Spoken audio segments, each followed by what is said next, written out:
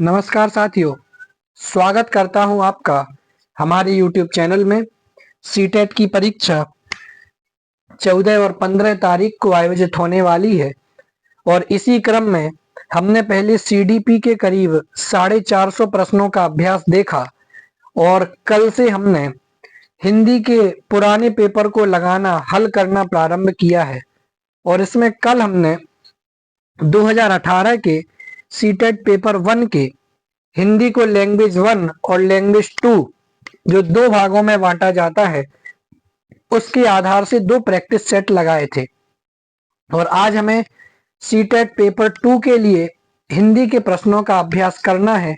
तो इसके लिए हम 2018 के ही सेट एम से आपके लिए एक हिंदी का पेपर फिर से लेकर के आए हैं। तो आइए शुरुआत करते हैं। 30 प्रश्न जो आपसे हिंदी के पूछे जाते हैं तो वो किस तरीके से पूछे जा सकते हैं, आइए देखते हैं। सबसे पहले आपको एक गद्यांश दिया हुआ है, उसे पढ़कर के आपको नीचे दिए गए प्रश्नों को हल करना है। गद्यांश क्या है कि भारत 15 अगस्त 1947 को आजाद हुआ। इस बात को हम सभी जानते हैं। इस आजादी के लिए पूरे देश की जनता ने एक लंबा और मुश्किल संघर्ष चलाया था। किसने चलाया था? पूरे देश की जनता ने। इस संघर्ष में समाज के बहुत सारे तबकों की हिस्सेदारी थी। तरह तरह की पृष्ठभूमि के लोगों ने इसमें भाग लिया। वे स्वतंत्रता, समानता तथा निर्णय प्रक्रिया में हिस्सेदारी के विचारों से प्रेरित थे। औपनिवेशिक शासन के तहत लोग ब्रिटिश सरकार से भयभीत रहते थे। किसके तहत? औपनिवेशिक शासन के तहत लोग ब्रिटिश सरकार से भयभीत रहा करते थे। वे सरकार के बहुत सारे फैसलों से असहमत थे, लेकिन अगर वे इन फैसलों की आलोचना करते तो उन्हें भारी खतरों का सामना करना पड़ता था। स्वतंत्रता आंदोलन ने यह स्थिति बदल डाली। किसने? स्वतंत्रता आंदोलन ने। राष्ट्रवादी खुलेआम ब्रिटिश सरकार की आलोचना करने लगे और अपनी मांगें पेश करने लगे। 1885 में ही भारतीय राष्ट्रीय कांग्रेस ने मांग की कि विधायिका में निर्वाचित सदस्य होने चाहिए और उन्हें बजट पर चर्चा करने एवं प्रश्न पूछने का अधिकार मिलना चाहिए। 1909 में बने गवर्नमेंट ऑफ इंडिया एक्ट ने कुछ हद तक निर्वाचित प्रतिनिधित्व की व्यवस्था को मंजूरी दे दी। हालांकि ब्रिटिश सरकार के अंतर्गत बनाई गई ये शुरुआती विधायिकाएं राष्ट्रवादियों के बढ़ते जा रहे दबाव के कारण ही बनी थी, लेकिन इनमें भी सभी वयस्कों को न तो वोट डालने का अधिकार दिया गया था और न ही आम लोग निर्णय प्रक्रिया में हिस्सा ले सकते थे। तो इसमें कुल मिलाकर के सब वयस्कों को न तो वोट डालने का अधिकार था और आम लोग भी इसकी निर्णय प्रक्रिया में भाग नहीं ले सकते थे। आइए शुरू करते हैं। देखिए इसके आधार से प्रश्न। 91 नंबर का प्रश्न, लोग किन विचारों से प्रेरित होकर आजादी के संघर्ष में शामिल हुए? हम जब आजादी चाहते हैं तो किसी न किसी कारण से आजादी चाहते हैं। तो हम जब अपने देश की आजादी को चाह रहे थे तो किस कारण से चाहते थे? ऑप्शन 1 स्वतंत्रता, ऑप्शन 2 समानता, ऑप्शन 3 निर्णय प्रक्रिया में हिस्सेदारी या ऑप्शन 4 उपर्युक्त सभी। बोलिए, लोग किन विचारों से प्रेरित होकर आजादी के संघर्ष में शामिल हुए? स्वतंत्रता, समानता, निर्णय प्रक्रिया में हिस्सेदारी या फिर उपर्युक्त सभी। तो भैया लोग स्वतंत्रता से भी प्रेरित थे, समानता भी चाहते थे, निर्णय की प्रक्रियाओं में समान हिस्सेदारी चाहते थे। इसलिए आपका ऑप्शन नंबर 4 एकदम सही हो जाएगा, उपर्युक्त सभी। यानी कि वे स्वतंत्रता के भी विचारों से प्रेरित थे, समानता के विचारों से भी प्रेरित थे और निर्णय प्रक्रिया में हिस्सेदारी के विचारों से भी प्रेरित थे। चलिए 92 नंबर का प्रश्न, आजादी के लिए संघर्ष किसने चलाया था? ये हमने पैराग्राफ की दूसरी तीसरी लाइन में ही पढ़ा। आजादी के लिए संघर्ष किसने चलाया? ऑप्शन 1 भारतीय राष्ट्रीय कांग्रेस ने, ऑप्शन 2 देश की जनता ने, ऑप्शन 3 ब्रिटिश सरकार ने, या ऑप्शन 4 सदस्यों ने। बोलिए, आजादी के लिए संघर्ष किसने चलाया था? देखिए, यदि आपको उत्तर देना है पैराग्राफ के, तो आपको पैराग्राफ को बड़े व्यवस्थित ढंग से पढ़ना पड़ेगा, तब जाकर के आप अच्छे नंबर ला सकते हैं। तो आजादी के लिए संघर्ष हमने पढ़ा था कि देश की जनता ने आजादी के लिए संघर्ष चलाया था, तो आपका ऑप्शन नंबर 2 एकदम सही हो जाएगा। चलिए 93 नंबर का प्रश्न है, निम्नलिखित में से लोकतांत्रिक व्यवस्था का मूल्य कौन सा है? किसका? लोकतांत्रिक व्यवस्था का मूल्य कौन सा है? ऑप्शन 1 समानता, ऑप्शन 2 स्वतंत्रता, ऑप्शन 3 विचारों की अभिव्यक्ति, या ऑप्शन 4 उपर्युक्त सभी। बोलिए, तो आपका ऑप्शन नंबर 4 सही हो जाएगा, उपर्युक्त सभी। तो लोकतांत्रिक व्यवस्था का मूल्य कौन सा है? समानता भी है, स्वतंत्रता भी है, विचारों की अभिव्यक्ति भी है। इसी कारण से आपका उपर्युक्त सभी एकदम सही हो जाएगा। 94 नंबर का प्रश्न, जो देश की जनता ने आंदोलन चलाया था, उस आंदोलन का असर क्या पड़ा?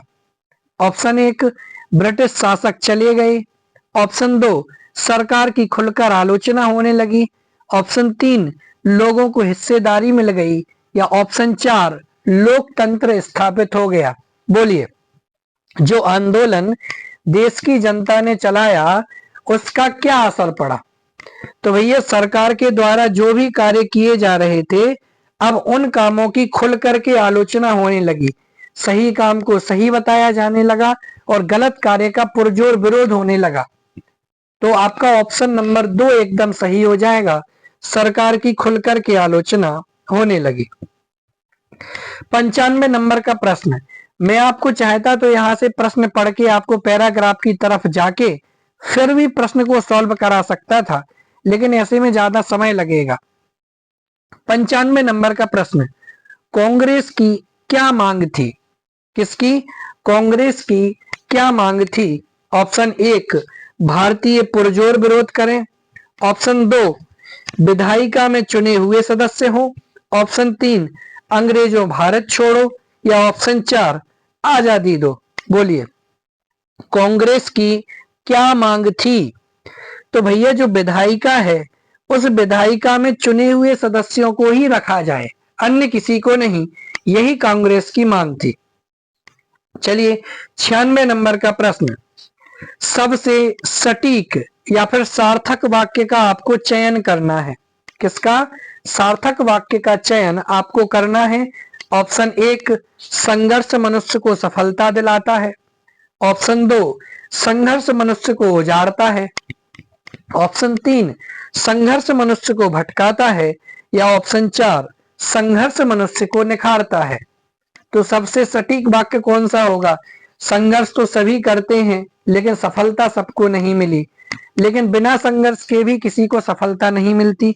संघर्ष मनुष्य को उजाड़ता तो कभी नहीं है, संघर्ष मनुष्य को भटकाता भी नहीं है, इसलिए ऑप्शन नंबर 4 आपका एकदम सही हो जाएगा कि संघर्ष मनुष्य को निखारता है। क्या है?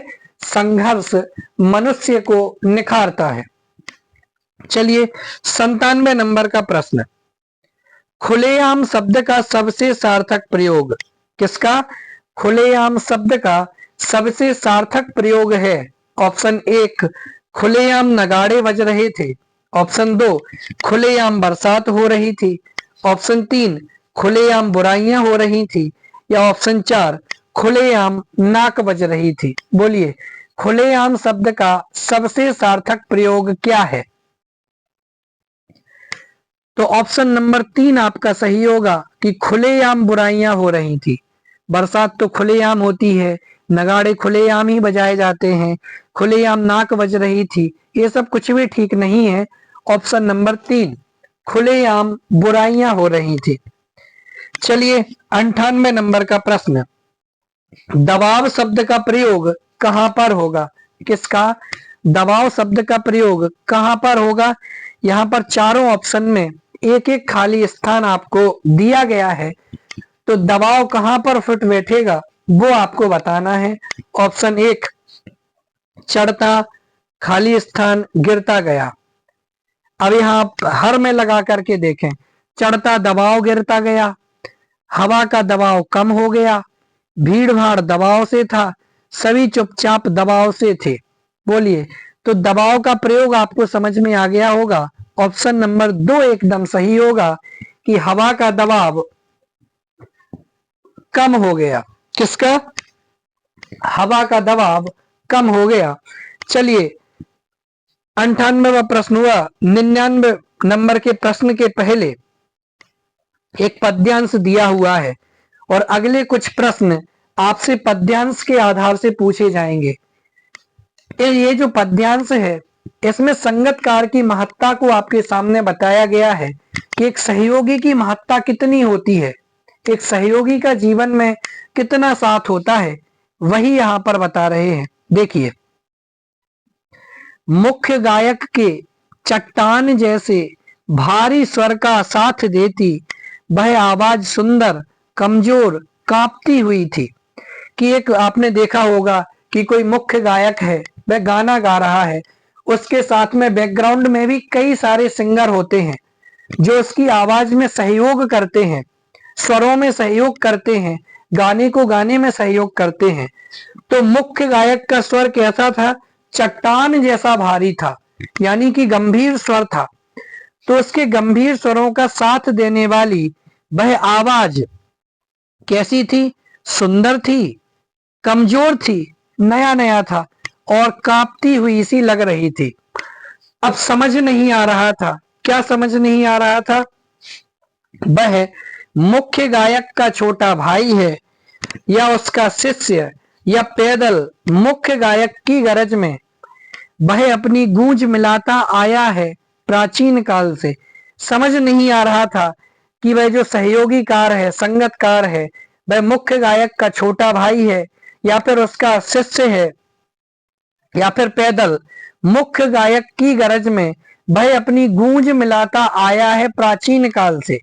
कि जब भी मुख्य गायक गाता है तो वह उसकी आवाज में अपनी आवाज को भी ऐड करता है। ये परंपरा प्राचीन काल से चली आ रही है। गायक जब अंतरे की जटिल तानों के जंगल में खो चुका होता है, कौन? जो मुख्य गायक है वह जब अंतरों को गाते हुए उसी में समा जाता है, रम जाता है, खो चुका होता है या अपने ही सरगम को लांग कर चला जाता है भटकता हुआ एक अनहद में, यानी कि जिसकी कोई सीमा नहीं है, तब संगतकार ही स्थाई को संभाले रहता है। क्या संगतकार की महत्ता बता रहे कि जब वो मुख्य गायक है, गाने वाला है, वो तो गाते गाते पता नहीं किसी और दुनिया में चला जाता है, तब संगतकार है जो उस गीत को गाने में अपनी महत्वपूर्ण भूमिका अदा करता है। जैसे समेटता हो मुख्य गायक का पीछे छूटा हुआ सामान, जैसे उसे याद दिलाता हो उसका बचपन जब वह नौसिखिया था, तार सप्तक में जब बैठने लगता है उसका गला, प्रेरणा साथ छोड़ती हुई उत्साह अस्त होता हुआ, आवाज से राख जैसा कुछ गिरता हुआ यानी बुझता हुआ स्वर जैसा, तभी मुख्य गायक को ढांढस बंधाता कहीं से चला आता है संगतकार का स्वर। कभी कभी वह यूं ही दे देता है उसका साथ, यह बताने के लिए कि वह अकेला नहीं है और यह कि फिर से गाया जा सकता है गाया जा चुका राग। और उसकी आवाज में जो एक हिचक साफ सुनाई देती है या अपने स्वर को ऊंचा ना उठाने की जो कोशिश है, उसे विफलता नहीं, उसकी मनुष्यता समझा जाना चाहिए। कि भैया आपका सहयोगी भी आपसे अच्छा हो सकता है, लेकिन जो संगीतकार है, संगतकार है मुख्य गायक के साथ में, वह अपनी आवाज को मुख्य गायक की आवाज से ऊपर नहीं करता। इसका अर्थ ये नहीं कि वह विफल हो गया, इसका अर्थ ये है कि उसमें मनुष्यता अभी बाकी है। चलिए देखते हैं अब इसी के प्रश्नों को आपके सामने।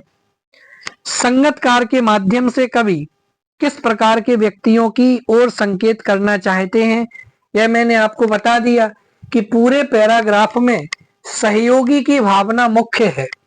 तो संगतकार के माध्यम से कवि किस प्रकार के व्यक्तियों की ओर संकेत करना चाह रहा है? ऑप्शन 1 सहयोगी, ऑप्शन 2 सहृदय, ऑप्शन 3 समरस या ऑप्शन 4 संग दिल। बोलिए, संगतकार के माध्यम से कवि किस प्रकार के व्यक्तियों की ओर संकेत करना चाह रहा है? तो ऑप्शन नंबर 1 आपका सही हो जाएगा कि सहयोगी की तरफ संकेत करना चाह रहा है। चलिए 100 नंबर का प्रश्न, चट्टान जैसा भारी स्वर, इससे क्या आशय है? मैंने आपको बताया ना, मुख्य गायक के चट्टान जैसी भारी स्वर का सहयोग करने वाला है वह संगतकार। तो यहाँ पर चट्टान जैसी भारी स्वर का क्या आशय है? ऑप्शन 1 मोटी आवाज, ऑप्शन 2 पुरुष की आवाज, ऑप्शन 3 गंभीर आवाज या 4 पत्थर की आवाज। तो चट्टान जैसा भारी, इसमें एक अपने आप में मर्म छिपा हुआ है, भाव छिपा हुआ है। तो इसका अर्थ होगा गंभीर आवाज, चट्टान जैसी भारी आवाज यानी कि गंभीर आवाज। चलिए 101 नंबर का प्रश्न, गायक जब अंतरे की जटिल तानों के जंगल में खो चुका होता है, इसके मायने हैं अंतरे को गाते हुए वह क्या होता है? भटक जाता है, लीन हो जाता है, बेसुरा हो जाता है या फिर बेलगाम हो जाता है। बोलिए, गायक जो मुख्य गायक है जब वह अंतरों को गाता है तब उसमें इतना समा जाता है, मग्न हो जाता है कि उसे कुछ भी होश नहीं रहता, अनहद हो जाता है। तो इसका अर्थ क्या है? लीन हो जाता है। क्या है? लीन हो जाता है। चलिए 102 नंबर का प्रश्न, अनहद शब्द में अउपसर्ग है, द प्रत्यय है, अनउपसर्ग है या फिर हद प्रत्यय है? बोलिए, अनहद शब्द में क्या है?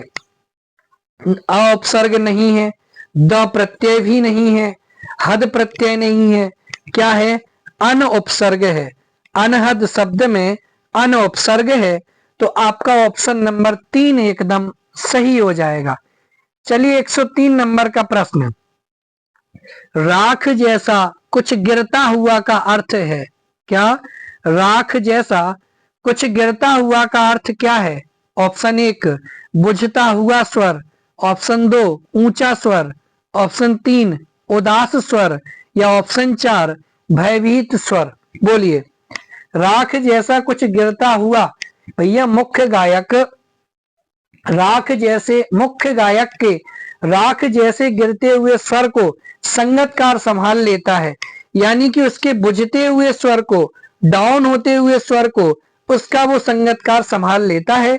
तो ऑप्शन नंबर 1 आपका सही हो जाएगा, बुझता हुआ स्वर। 104 नंबर का प्रश्न, संगतकार का अर्थ है क्या? संगतकार का अर्थ क्या है?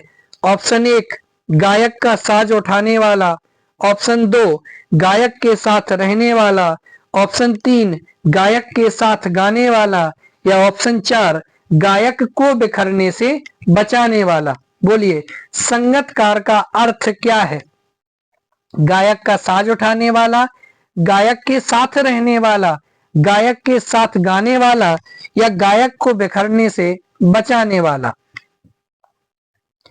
तो आपका होगा ऑप्शन नंबर 4 सही, कि गायक के साथ तो गाएगा, लेकिन क्यों? क्योंकि गायक को बिखरने से बचाने वाला है। ठीक है ना? तो संगतकार का अर्थ क्या है? आपके जीवन में सहयोगी होंगे, है, आप कहते हैं ना ये हमारा पार्टनर है, लाइफ पार्टनर है, यानी कि जिंदगी में सहयोगी है, वो हमारी जिंदगी को बिखरने से बचाता है। तो संगतकार का अर्थ क्या है? कि वह गायक को बिखरने से बचाता है।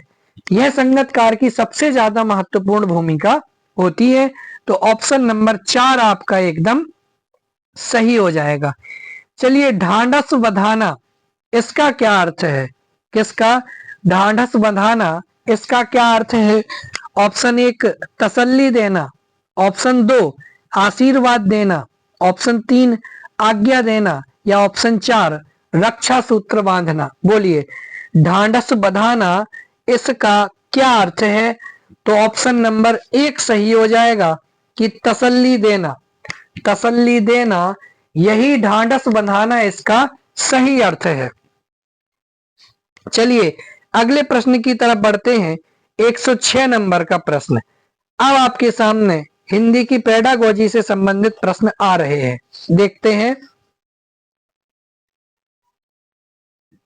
हाँ जी, पढ़ना सीखने के लिए आवश्यक है कि, पढ़ना सीखने के लिए क्या आवश्यक है? ऑप्शन 1 केवल लक्ष्य भाषा सुनने का माहौल हो। ऑप्शन 2 घर की भाषा सुनने बोलने को मिले।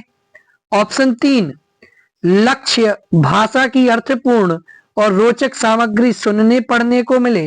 या ऑप्शन 4 चार्ट अधिक से अधिक कक्षा में लगाए जाएं।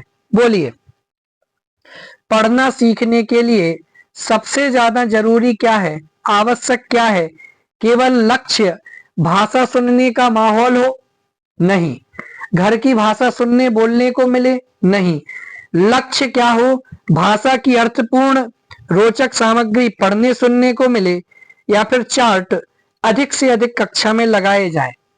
तो यदि हमें पढ़ना सीखना है तो पढ़ना सीखने के लिए सबसे अधिक आवश्यक है कि लक्ष्य भाषा की अर्थपूर्ण और रोचक सामग्री सुनने पढ़ने को मिले। भाषा की अर्थपूर्ण और रोचक सामग्री पढ़ने सुनने को मिले, यही हमारा मूल लक्ष्य होना चाहिए। तो ऑप्शन नंबर 3 आपका एकदम सही हो जाएगा। चलिए 107 नंबर का प्रश्न। भाषा केवल अभिव्यक्ति का माध्यम ही नहीं बल्कि, हाँ, भाषा केवल अभिव्यक्ति का माध्यम ही नहीं बल्कि स्वयं से खाली स्थान का माध्यम है। बोलिए, भाषा केवल अभिव्यक्ति का ही माध्यम नहीं बल्कि स्वयं से खाली स्थान का माध्यम है। किसका? ऑप्शन 1 लिखने का, 2 पढ़ने का, ऑप्शन 3 बातचीत का, या फिर 4 सुनने का। बोलिए, भाषा केवल अभिव्यक्ति का माध्यम ही नहीं बल्कि स्वयं से खाली स्थान का माध्यम है। किसका? लिखने का, पढ़ने का, बातचीत का, या फिर सुनने का। बोलिए, तो भाषा का काम संप्रेषण भी है, अपने विचारों का आदान प्रदान है, इसलिए 3 बातचीत हो जाएगा। ठीक है ना? आपका ऑप्शन नंबर 3 सही हो जाएगा कि भाषा केवल अभिव्यक्ति का माध्यम ही नहीं है बल्कि स्वयं से, किससे? खुद से बातचीत का माध्यम है। चलिए 108 नंबर का प्रश्न। लड़के होकर रोते हो, यह कथन। ऑप्शन 1 भाषा को बच्चों की दृष्टि से पढ़ने को बाध्य करता है। ऑप्शन 2 भाषा को अध्यापकों की दृष्टि से पढ़ने को बाध्य होता है। ऑप्शन 3 भाषा को जेंडर की दृष्टि से पढ़ने को बाध्य करता है। या ऑप्शन 4 भाषा को व्याकरण की दृष्टि से पढ़ने को बाध्य करता है। बोलिए, लड़के होकर रोते हो, यह कथन किसकी ओर इशारा कर रहा है? तो लड़के होकर के रोना कोई गुनाह तो है नहीं, लेकिन एक जेंडर रूढ़िवादिता में चला गया कि यदि लड़कियां रोती हैं तो कोई बात नहीं और लड़के रोते हैं तो अरे लड़का होकर के रोते हो। तो यह कथन भाषा को जेंडर की दृष्टि से पढ़ने को बाध्य कर रहा है। किसको? भाषा को जेंडर की दृष्टि से पढ़ने को बाध्य कर रहा है। चलिए अगला प्रश्न देखते हैं 109 नंबर का। कहानी के संदर्भ में कौन सा कथन उपयोग लगता है? किसमें? कहानी के संदर्भ में कौन सा कथन उपयुक्त लगता है? ऑप्शन 1 कहानी में संवाद होना आवश्यक है। ऑप्शन 2 कहानी में शुरुआत होना आवश्यक है। ऑप्शन 3 कहानी में शुद्ध भाषा होना आवश्यक है। या ऑप्शन 4 कहानी में कथानक का होना आवश्यक है। बोलिए, कहानी के संदर्भ में कौन सा कथन उपयुक्त लगता है? तो भैया कहानी में कथानक का होना आवश्यक है, ये हमारा सही हो जाएगा, यानी कि चौथा उत्तर हमारा एकदम सही है। चलिए 110 नंबर का प्रश्न है, एक भाषा के अध्यापक को बच्चों में क्या करना चाहिए? भाषा सिद्धांतों की समझ विकसित करने पर बल देना चाहिए। ऑप्शन 2, आलंकारिक भाषा प्रयोग की समझ विकसित करने पर बल देना चाहिए। ऑप्शन 3, विविध संदर्भों में भाषा प्रयोगों की क्षमता विकसित करने पर बल देना चाहिए।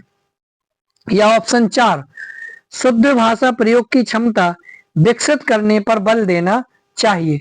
बोलिए, तो एक भाषा के अध्यापक को बच्चों में क्या करने का प्रयास करना चाहिए? बोलिए। तो विविध संदर्भों में भाषा प्रयोगों की क्षमता विकसित करने पर बल देना चाहिए, ताकि अनेक प्रकार के संदर्भों में बच्चा भाषा का प्रयोग कर सके, सीख सके। ठीक है ना। चलिए 111 नंबर का प्रश्न, कोई भाषा किसी भी लिपि में लिखी जा सकती है, इस कथन पर आपकी राय है कि क्या है? माने किसी भी भाषा को किसी भी लिपि में लिखा जा सकता है, इस कथन पर आपकी क्या राय है? ऑप्शन 1, यह बिल्कुल संभव नहीं। ऑप्शन 2, यह बहुत हद तक संभव है। ऑप्शन 3, हर भाषा की अपनी लिपि होती है। ऑप्शन 4, भाषा और लिपि के बीच एक सीधा संबंध है। तो क्या होगा इसका सही उत्तर? बोलिए।